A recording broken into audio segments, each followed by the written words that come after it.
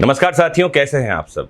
आज हम बात करने वाले हैं CAA यानी कि सिटीजनशिप अमेंडमेंट एक्ट के बारे में। ये कानून कब का है, नागरिकता की क्या परिभाषा है, नागरिक कौन बन सकता है, नागरिक कैसे बने जा सकते हैं और ये जो CAA आया है क्या ये पहली बार आया है। साथ ही हम ये भी समझेंगे कि क्या कुछ नाराजगी है लोगों के मन में और सुप्रीम कोर्ट में 200 से ज़्यादा पिटीशन क्यों दायर किए गए हैं। जुड़ जाइए इस लेक्चर में। आज मैं आपको बताने वाला हूं 1955 से लेकर 2024 तक की पूरी कहानी जो है CAA के बारे में।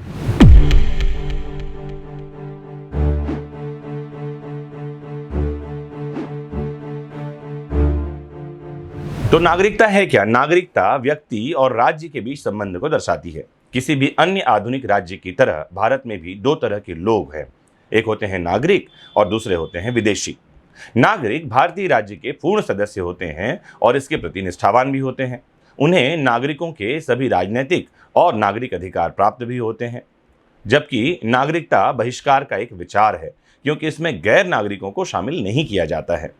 आपको ये बात बता दूं कि नागरिकता से संबंधित दो तरह के सिद्धांत प्रसिद्ध हैं। एक होता है जस सोली, जन्म स्थान के आधार पर जो नागरिकता प्रदान की जाती है उसे जस सोली कहा जाता है। वहीं जस सैंगिनिस रक्त संबंधों को मान्यता देता है। आपको जानकारी दे दूं कि मोतीलाल नेहरू समिति जो कि वर्ष 1928 में गठित की गई थी, तब से ही जस सोली जो है इसकी अवधारणा के पक्ष में ही भारतीय नेतृत्व रहा है। जस सैंगिनिस जो है ये नस्लीय विचार के बारे में बात करता है। संविधान सभा ने इसे खारिज कर दिया था क्योंकि यह भारतीय लोकाचार के खिलाफ था। लेकिन 1955 में जो नागरिकता कानून आया है वो इसके परे भी कुल 5 तरह से नागरिकता प्रदान करने के बारे में बात करता है। तो आइए शुरू करते हैं यहाँ से कि 1955 का जो ये कानून है ये कितने तरह से नागरिकता देने का प्रावधान करता है। तो सबसे पहली बात तो ये है कि संविधान का भाग 2 अनुच्छेद 5 से 11 तक है, इसमें ये नागरिकता से संबंधित है। हालांकि इसमें इस संबंध में न तो कोई स्थायी और न ही कोई बहुत डिटेल्ड प्रोविजन किए गए हैं। यह केवल उन व्यक्तियों की पहचान करता है जो इसके प्रारंभ यानी संविधान बनने के प्रारंभ में 26 जनवरी 1950 को भारत के नागरिक बन गए थे। यह इसके प्रारंभ होने के पश्चात नागरिकता पाने या समाप्त होने की समस्या से बिल्कुल भी संबंधित नहीं है। संसद को ऐसे मामलों और नागरिकता से संबंधित किसी भी मामले के लिए कानून बनाने का अधिकार दिया गया है और इसके अनुसार ही संसद ने 1955 में नागरिकता अधिनियम पारित किया और इसमें समय समय पर संशोधन भी किए गए हैं। तो आपको एक जानकारी दे दूं कि ब्रिटिश शासन में नागरिकता जैसा कोई अधिकार नहीं प्रदान किया गया था। स्वतंत्रता से पहले ब्रिटिश नागरिकता और वर्ष 1914 का विदेशी अधिकार अधिनियम यहां लागू था, जिसे वर्ष 1948 में हटा दिया गया, निरस्त कर दिया गया। ब्रिटिश राष्ट्रीयता अधिनियम के तहत भारतीयों को नागरिकता के बिना अस्थायी रूप से ब्रिटिश प्रजा के रूप में वर्गीकृत किया गया था। वर्ष 1947 में भारत के विभाजन के परिणाम स्वरूप भारत और पाकिस्तान को अलग करने वाली सीमाओं के पार बड़े पैमाने पर जनसंख्या की आवाजाही हुई। लोग अपने पसंद के देश में रहने और उस देश का नागरिक बनने के लिए स्वतंत्र हुए। इस संदर्भ को ध्यान में रखते हुए संविधान सभा ने संविधान के तहत नागरिकता प्रावधानों के दायरे में एक तरह से सीमित कर दिया और जिसे वर्ष 1955 में संसद द्वारा कानून बनाकर और अधिक विस्तारित किया गया। तो भारत में नागरिकता प्राप्त करने के क्या तरीके हैं? तो पहला तरीका है जन्म से। 26 जनवरी 1950 को या उसके बाद, लेकिन 1 जुलाई 1987 से पहले भारत में पैदा हुआ कोई भी व्यक्ति जन्म से भारत का नागरिक होगा, भले ही उसके माता पिता की राष्ट्रीयता कुछ भी रही हो। फिर 1 जुलाई 1987 को या उसके बाद भारत में पैदा हुए व्यक्ति को भारत का नागरिक तभी माना जाता है जब उसके जन्म के समय उसके माता पिता में से कोई एक भारत का नागरिक रहा हो। फिर एक टाइमलाइन है 3 दिसंबर 2004 को या उसके बाद भारत में जन्म लेने वालों को भारत का नागरिक तभी माना जाता है जब उनके माता पिता दोनों भारत के नागरिक हों या जिनके माता पिता में से एक भारत के नागरिक हों और दूसरा बच्चे के जन्म के समय अवैध प्रवासी न हो। ध्यान रखने की बात यह है। और जो हमारे दुश्मन अलायंस हैं, एनिमीज हैं, जन्म से भारतीय नागरिकता वो हासिल नहीं कर सकते हैं, ये भी हमको नोट करना चाहिए।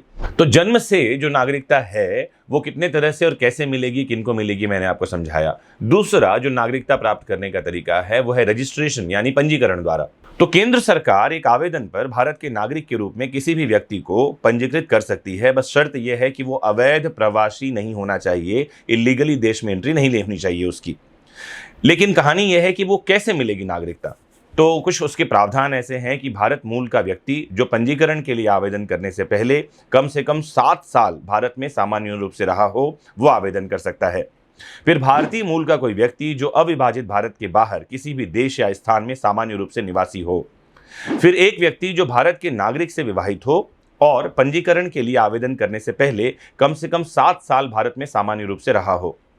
व्यक्तियों के नाबालिग बच्चे जो भारत के नागरिक हैं, उनको पंजीकरण के माध्यम से नागरिकता मिल सकती है।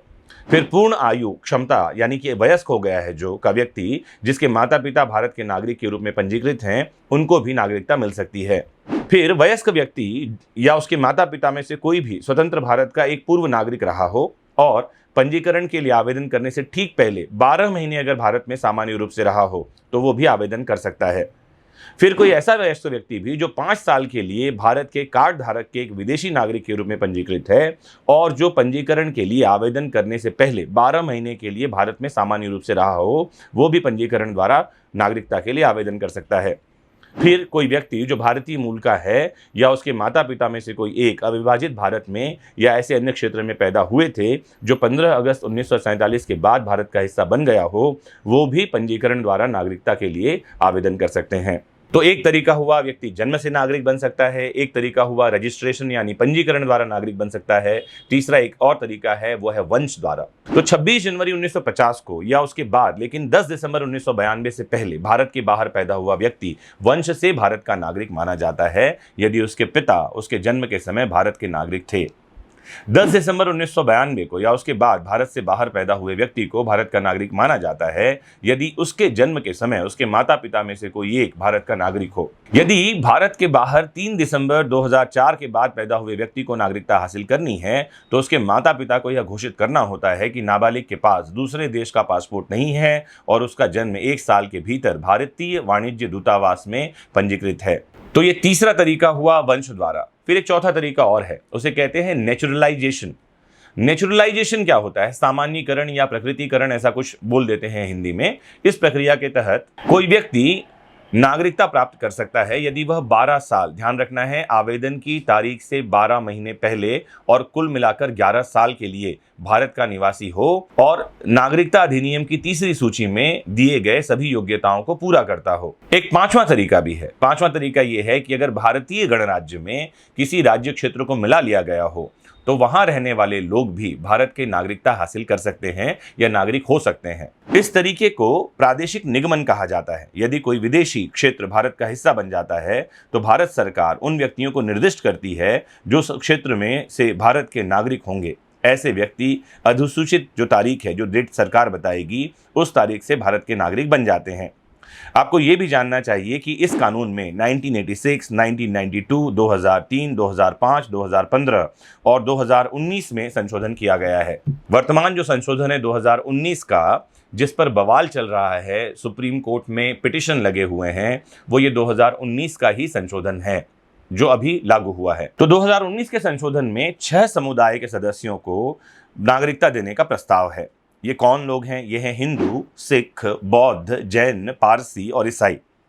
ये कौन से देश के हैं? ये पाकिस्तान, बांग्लादेश और अफगानिस्तान के हैं। तारीख क्या डिसाइड की गई है? तो 31 दिसंबर 2014। अगर 31 दिसंबर 2014 के पहले इनमें से किसी देश से, कौन से देश? पाकिस्तान, बांग्लादेश और अफगानिस्तान, अगर यहां पर धार्मिक प्रताड़ना के आधार पर, ध्यान रखना है ये शब्द, धार्मिक प्रताड़ना के आधार पर अगर कुछ लोग देश में आए हुए हैं तो इन्हें नागरिकता प्रदान करने का अवसर ये कानून का संशोधन देता है। इसके कुछ महत्वपूर्ण प्रावधान और हैं। एक बात तो यह है कि नागरिकता की आवश्यकता को भी अब 11 वर्ष से घटाकर 5 साल कर दिया गया है। मतलब 5 साल अगर कोई व्यक्ति 31 दिसंबर 2014 के पहले भारत में रहा है और वो पाकिस्तान, बांग्लादेश, अफगानिस्तान से आया है और हिंदू, सिख, बौद्ध, जैन, पारसी या ईसाई है तो वो नागरिकता के लिए आवेदन कर सकता है। असम में बड़ी संख्या में इसका विरोध हो रहा है। 30 से ज्यादा संगठन इसके विरोध में उतर गए हैं। देश में भी कई जगह कई सारे समुदाय और कई सारी राजनीतिक पार्टियां इस संशोधन का विरोध कर रही हैं। सुप्रीम कोर्ट में 200 से ज्यादा पिटीशन लगे हुए हैं जिसकी सुनवाई सुप्रीम कोर्ट में चल रही है। लोगों का मानना यह है कि ये जो समुदाय जिन्हें नागरिकता दी जा रही है इसमें मुस्लिमों को शामिल नहीं किया गया है। कुछ लोगों का ये कहना है कि ये पंथ निरपेक्षता की भावना के खिलाफ है और कुछ लोगों का कहना है ये मुसलमानों के विरोध में है। लेकिन एक बार ध्यान से समझिए, इस कानून में जो संशोधन किया गया है और जिस आधार पर नागरिकता दी जा रही है उसका आधार ही धार्मिक प्रताड़ना रखा गया है। ये जो 3 देश हैं जिनका नाम है बांग्लादेश, अफगानिस्तान और पाकिस्तान, ये मुस्लिम बाहुल्य देश हैं, ये इस्लामिक देश हैं और यहाँ की जो बहुसंख्यक आबादी है वो मुस्लिम है। तो यहाँ अल्पसंख्यक कौन है? ये हैं हिंदू, सिख, बौद्ध, जैन, पारसी और ईसाई। अगर इनके साथ धार्मिक प्रताड़ना हुआ है और इस कारण वो भारत में शरण लेना चाहते हैं, भारत की नागरिकता लेना चाहते हैं, तो उसको नागरिकता दी जाएगी। अब इस कानून को लेकर सुप्रीम कोर्ट का क्या रुख होता है ये देखना है, लेकिन आपको स्पष्ट एक बात समझा दूं कि जो भारत की संविधान की पंथ निरपेक्ष भावना है वो देश के नागरिकों के लिए है। जो हमारे मूल अधिकार हैं वो देश के नागरिकों को प्रदान किए गए हैं। और ध्यान रखिए, ये कानून किसी की नागरिकता नहीं छीन रहा, ना ही कानून बनाकर नागरिकता छीनने का कोई अधिकार संसद को दिया गया है। देखना यह है कि सुप्रीम कोर्ट का क्या रुख इस बारे में होता है। आपकी क्या समझ है, क्या सोच है, आप जरूर कमेंट बॉक्स में बताइए। और ध्यान रखिए वापस से, ये कानून किसी की नागरिकता ले नहीं रहा है, ये धार्मिक प्रताड़ना के आधार पर कुछ समुदायों को नागरिकता दे रहा है। जैसे ही सुप्रीम कोर्ट से कुछ अपडेट आता है, मैं जरूर इस चैनल के माध्यम से आपको वो जानकारी पहुंचाऊंगा। मेरा काम अपना मत देना नहीं है, क्योंकि मत देने का काम सुप्रीम कोर्ट का है। सुप्रीम कोर्ट के ओपिनियन हमारे लिए बाध्यकारी हैं और देश में कानून की तरह लागू होते हैं। कानून बनाने का काम सरकार का नहीं, संसद का है। संसद कानून बना रही है। ऐसी चीजों की व्याख्याएं सरलतम भाषा में जरूर मैं आप तक लेकर आ रहा हूं। ये बात और है कि कुछ लोग कमेंट बॉक्स में पूछते हैं अपना ओपिनियन बताइए। मेरा ओपिनियन जानकर आप क्या करेंगे, या किसी और का ओपिनियन आप जानकर क्या करेंगे? ओपिनियन काम का है सर्वोच्च न्यायालय का, उसका इंतजार करते हैं और जो कुछ भी सुप्रीम कोर्ट कहता है मैं आप तक वो लेकर आऊंगा। तब तक जुड़े रहना है आपको इस प्लेटफॉर्म से जिसका नाम है विधिक शिक्षा। नमस्कार, जय हिंद।